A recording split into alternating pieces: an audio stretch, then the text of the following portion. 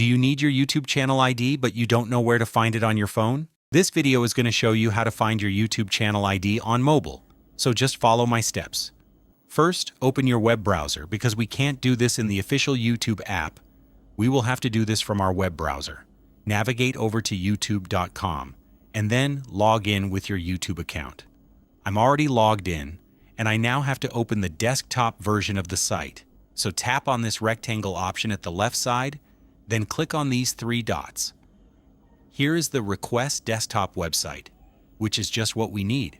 So let's click on this, and then the web browser is going to open the full desktop version of the website.